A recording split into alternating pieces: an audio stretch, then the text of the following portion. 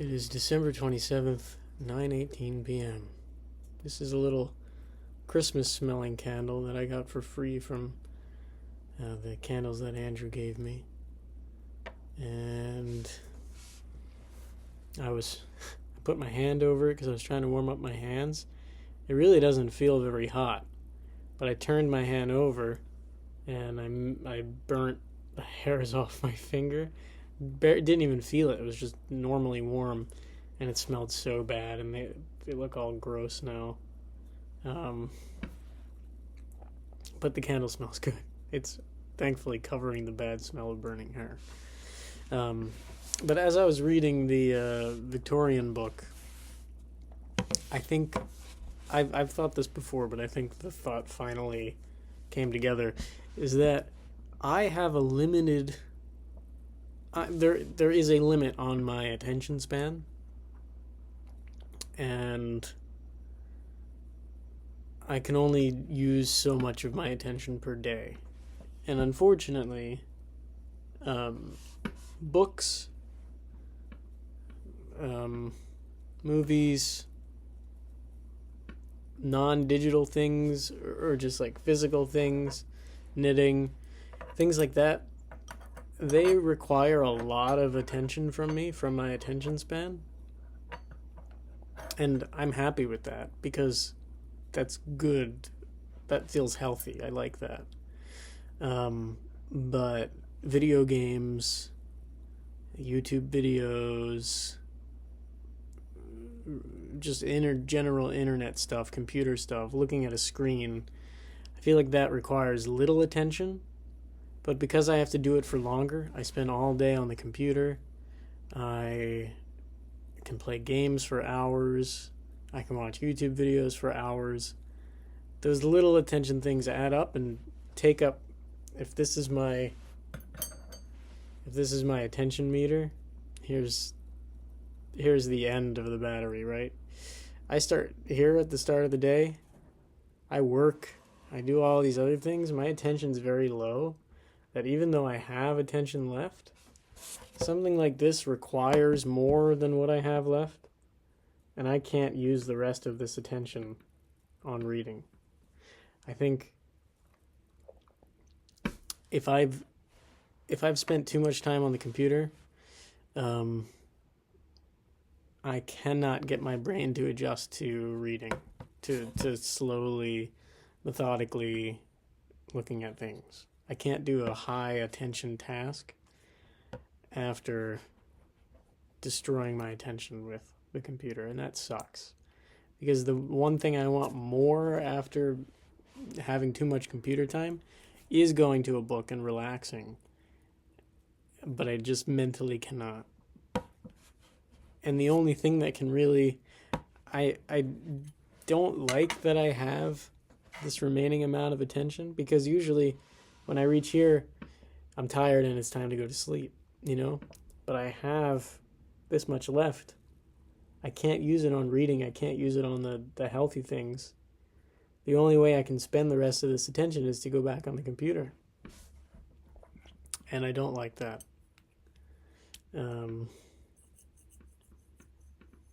I wish that could change. And maybe it will, just with practice of reading more or spending less time on the computer. And I'm sure that's increased with my decrease in computer time. But it's still annoying. It's not perfect.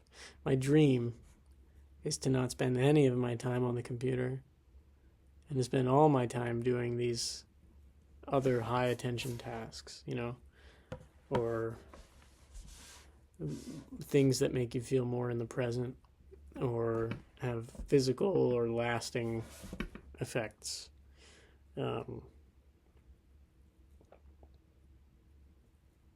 Magic the Gathering does feel like that for me a bit,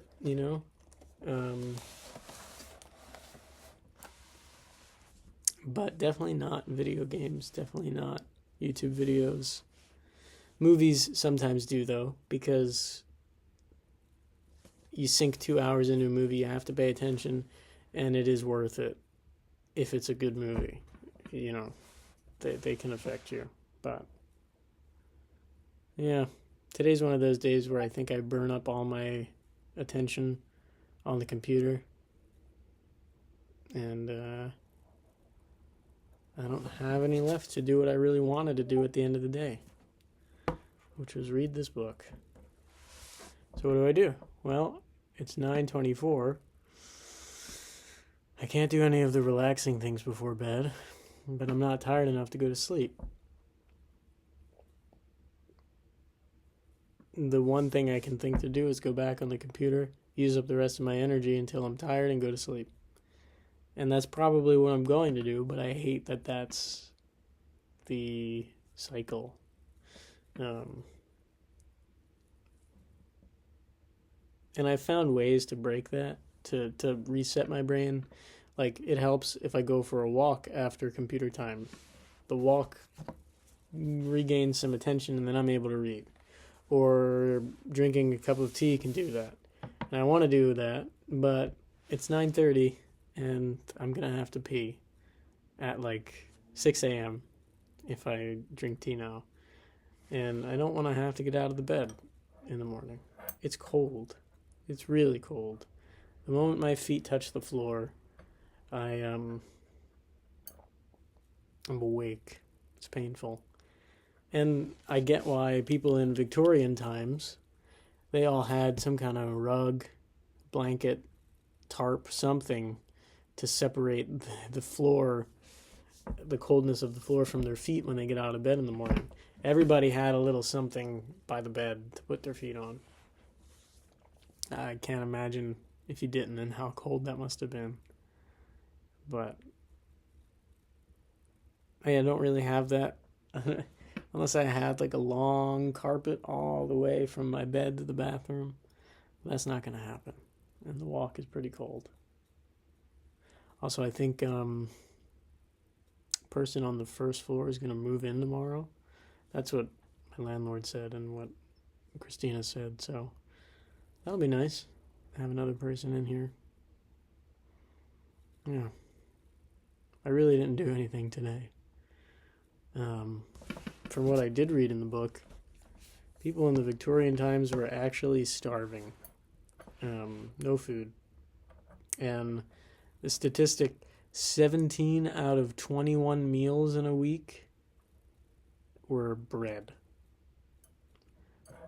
Kids would go to like a baker or a fryer and ask to eat scraps of batter that were left, in the vats that they fried with.